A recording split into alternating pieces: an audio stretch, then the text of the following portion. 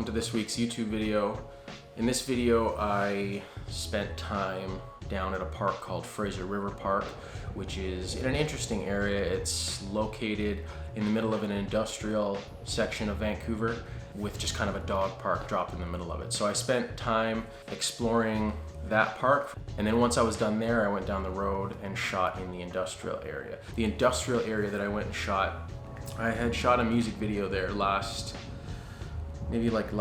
December. I just kind of walked around one, kind of like a 1 block radius and photographed some of the old cars, some of the trash that was on the ground.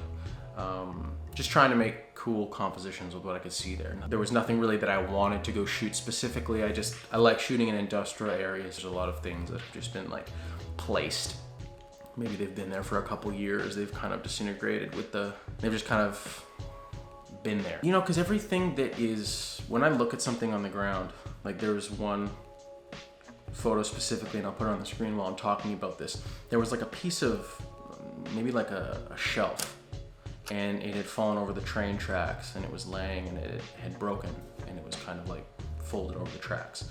What I look at and what I think of is like how that got there. Somebody went and bought that. Somebody had that in their house. Somebody was transporting it, and then in one way or another, that piece of fabricated, man-made thing ended up there.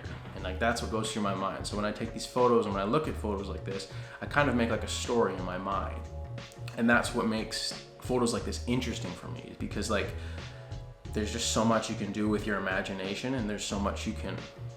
So I have an easy time like just getting lost in a picture. You can sort of make your own story with these images. That's what's going through my mind. I'm trying to make that story in my mind to where like, yeah, that's how that piece of trash got there. That's how that cigarette pack got there. So for me, those are some of the coolest pictures because they're not supposed to be there. There's a huge contrast in what's going on. Like, you know, there's nature versus man, and it's like they come together and you can make these pictures. Another example of that is this photo.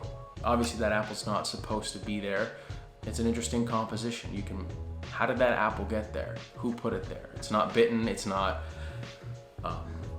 really bruised. It's just kind of like perfectly placed there. How did the apple get there?